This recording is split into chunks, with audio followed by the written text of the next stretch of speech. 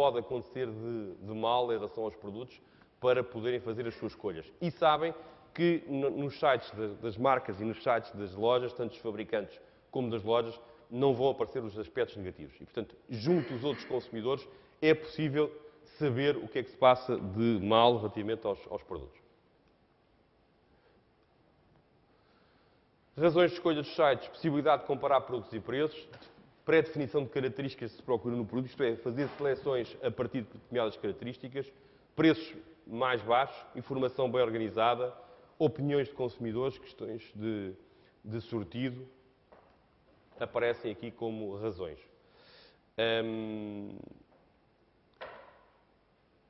Estão aqui algumas respostas que são marcantes. Por exemplo, este estudante de 25 anos diz que quando vou à loja sei exatamente o que vou à procura. Isto é, ele fez o trabalho de casa em relação à procura de informação e, portanto, quando vai à loja, não vai já à loja à procura de informação, já a fez e já a obteve, tipicamente, com outras pessoas e também na vertente online. Isto, nos mais jovens, é muito marcante. O consumidor, quando chega à loja, nomeadamente nestes produtos de tecnologia e escritório, consumidores mais jovens, muitas vezes sabem mais do que os vendedores da loja. Portanto, isto é uma dificuldade para quem está do lado da loja, porque a pessoa sabe mais porquê? Porque ele sabe mais sobre aquele tipo de produtos. Quer dizer, o vendedor da loja pode ter um conhecimento generalizado sobre os produtos da loja, mas não consegue saber tanto sobre aquele tipo de telemóvel, sobre aquele tipo de computadores. E, portanto, tem dificuldade em dar resposta, até porque a inovação tecnológica é muito rápida neste tipo de categorias. E até porque posso dizer só um pormenorzinho que vem do slide anterior. Como estamos a falar de uma compra que é muito racional e muito técnica, a tendência é para se procurar obter informação através de diversíssimas fontes. Portanto, quando estes jovens ou não jovens chegam à loja, o processo de pesquisa de informação foi muito grande e foi obtido através de fontes diversas que permite elencar quer as características positivas, quer as eventuais e potenciais características negativas desse mesmo produto. Confiam naturalmente em conhecidos. Eles, inclusive, dizem que têm amigos especializados, um bocado por áreas. Portanto, tem um amigo que é especializado em telemóveis, tem um amigo que é especializado em hardware e, portanto, vai à procura desses especialistas para lhe darem essas informações. Temos, inclusive, aqui nesta área, pessoas que indicaram críticas negativas, especificando nomes de empresas. Foi das áreas onde tivemos mais críticas com nomes concretos, porque, na verdade, o conhecimento é maior e aquilo que funciona bem ou mal também é maior, até porque as consequências de uma boa compra ou de uma má compra têm muito mais implicações do que, por exemplo, num produto alimentar. Enfim, que o grau de implicação não gostou, para a próxima vez compra outro. Agora, aqui não gostou, ficou com o equipamento desajustado. Portanto, razões de compra em relação ao software na hora. Portanto, esta ideia de rapidez que a internet permite fazer logo a facilidade de compra. Razões de não compra, ajuda de funcionar em relação humana, tempo perdido, desconfiança em relação ao vendedor, nomeadamente em relação aos sites de leilões, receio de introduzir também dados bancários, também aqui apareceu, e na componente de eletrónica, baixos preços, promoções, modelos que ainda não existem em lojas nacionais. Estamos numa área de grande inovação e, portanto, há pessoas que querem ter sempre a última novidade e, portanto, querem ter logo que ela saia nos Estados Unidos e, portanto, não estão à espera que chegue a Portugal e são capazes de fazer logo a compra. Relativamente a questões de segurança, pronto, temos uma situação idêntica nos sites conhecidos em termos de nível de segurança e depois os nacionais considerados mais seguros, os desconhecidos, os nacionais considerados mais seguros que os internacionais. Agora, esta questão, porque é que também isto aparece, é porque tipicamente, se são desconhecidos, bem, então se são internacionais, se eu tenho algum problema, nunca mais sou capaz de ir atrás. Nacionais ainda haverá alguma esperança de poder ir atrás, mas nos internacionais não. Desculpa. Vamos lá trocar outra vez.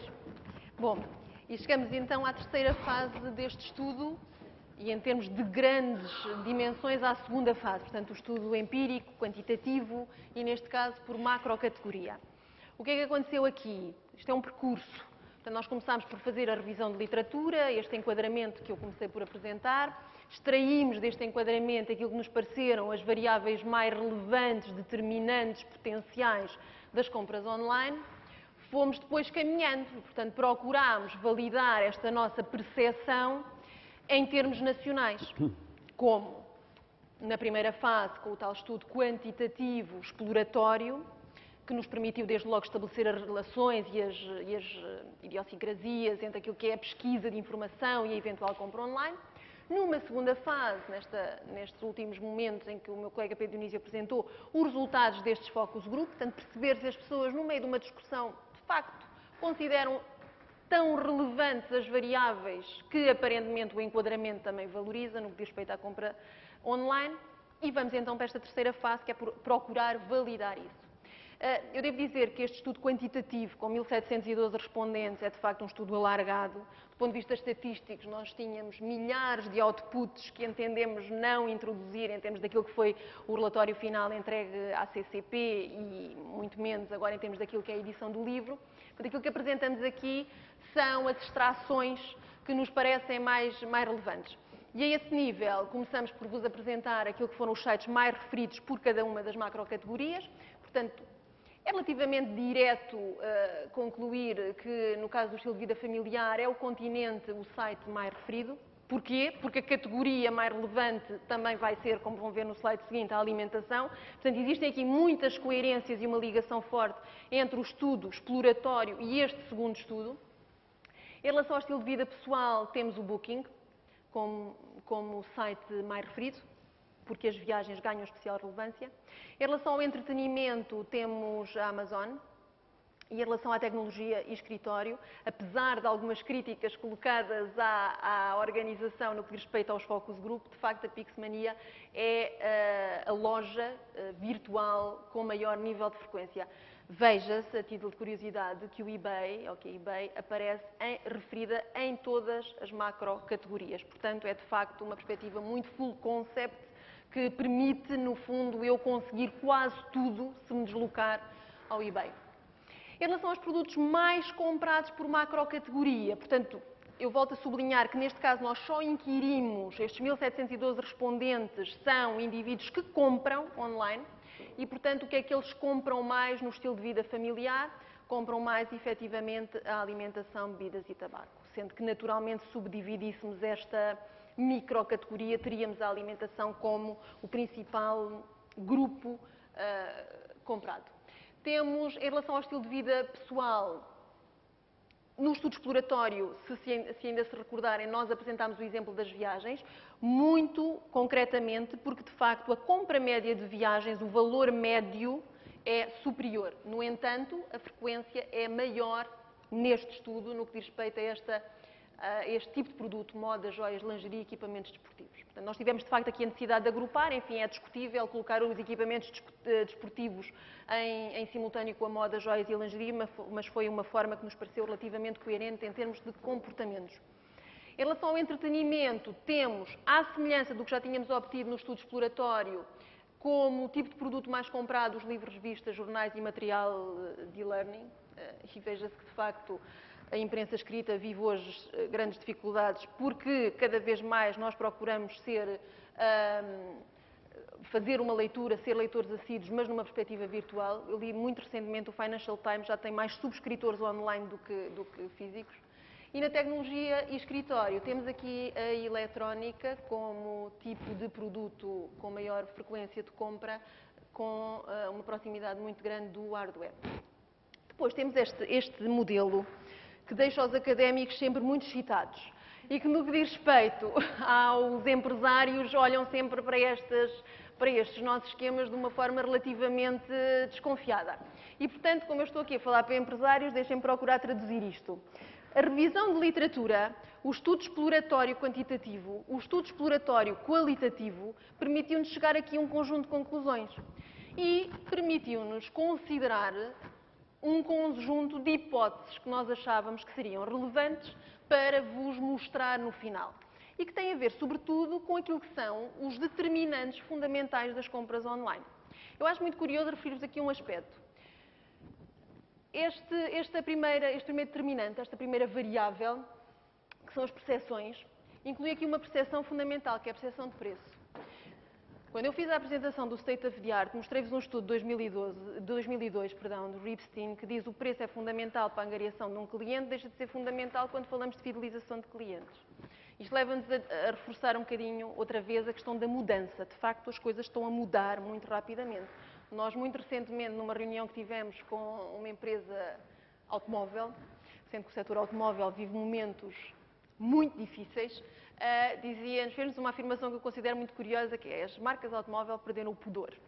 Eu acho que esta afirmação de perda de pudor é muito interessante no contexto que vivemos, porque ele justificava isto dizendo, bom, existem marcas que nunca comunicaram via preço e que hoje não conseguem fazer de outra maneira. Temos, nomeadamente, uma marca, que eu não vou dizer qual é, mas que é alemã, que lançou recentemente um modelo, que por acaso tem um motor que não é alemão e que também não é premium, e que permite hoje ter um carro, marca premium, a partir de 27 mil euros. Portanto, e esta marca premium, alemã, comunica este preço, não é? Portanto, o preço, de facto, hoje ganha aqui uma relevância muito, muito grande nas nossas vidas, e veja-se que o que este verdinho aqui significa é que, de facto, nós conseguimos comprovar, através do questionário que fizemos a estes 1.712 respondentes, que as percepções de preço, de diversidade, de qualidade, têm, de facto, um impacto positivo na satisfação dos clientes. As setas a amarelo querem dizer que estas hipóteses foram parcialmente validadas, ou seja, nós para cada uma destas variáveis introduzimos uma série de questões, 5, 6 questões por cada uma destas variáveis, e existem algumas respostas que nos fazem concluir que existe, por exemplo, no que diz respeito à qualidade do serviço, um impacto positivo sobre a satisfação, mas existem outras questões que nós colocamos em termos de qualidade de serviço que num contexto online as pessoas não valorizam. O que é muito curioso verificar é que, por exemplo, reparem, a experiência de compra, há pouco o Pedro Dionísio metia-se com as mulheres a dizer que elas não fazem compras de alimentação porque continuam a gostar muito de ir ao supermercado e passear-se pelo supermercado, mas aparentemente, num contexto online, a questão da experiência... Isto podia funcionar. Portanto, a experiência de compra, a minimização de esforço, a compatibilidade com aquilo que é a minha necessidade naquele momento e o gozo que eu consigo retirar daquele momento, tem um impacto não só positivo na minha satisfação enquanto cliente, mas um impacto positivo na fidelização enquanto cliente. Um outro aspecto que eu considero muito relevante deste modelo conceptual é a questão da rotina e inércia. Isto é um alerta para os senhores que aqui estão. A rotina e a inércia significa, neste caso, existe um impacto positivo sobre a satisfação, existe um impacto positivo também sobre a fidelização, mas isto nada tem de proativo no que diz respeito às organizações. O que isto significa é que muitos de nós se habituam a um determinado site e que, por uma questão de inércia, de alguma passividade, não estamos para nos chatear no que diz respeito à necessidade de pesquisar outros sites e, eventualmente, procurar encontrar aí propostas de valores que até poderiam ser mais adequadas ao meu perfil e à minha necessidade particular. Portanto, nós temos, no livro que os senhores têm convosco, um modelo para cada uma das macrocategorias. Optámos por não apresentar aqui os 4, que achamos que eventualmente seria um bocadinho denso. E passamos então para as recomendações, não é, Pedro? Obrigado, Hélia. Bem, em relação às recomendações, temos aqui um primeiro slide com algumas recomendações gerais para os sites das PMEs. Uma primeira recomendação: facilidade de leitura por parte dos diferentes sistemas operativos, para que, às vezes, os programadores gostam de fazer sites muito à frente, mas depois há determinados sistemas que depois não leem, não vale a pena. Um segundo aspecto: autonomia e facilidade de back-office. Este ponto é um ponto muito importante porque tem que haver renovação. E, portanto, se eu não tenho autonomia e facilidade de atualização, a minha montra, nomeadamente a minha homepage, vai ficar inerte e, portanto, se a montra não é atrativa, o consumidor passa à frente da montra e vai-se embora. E se no mundo físico eu ainda tenho que dar uns passos para o lado, no mundo digital basta um clique. Portanto, o dar um passo ao lado é mais fácil.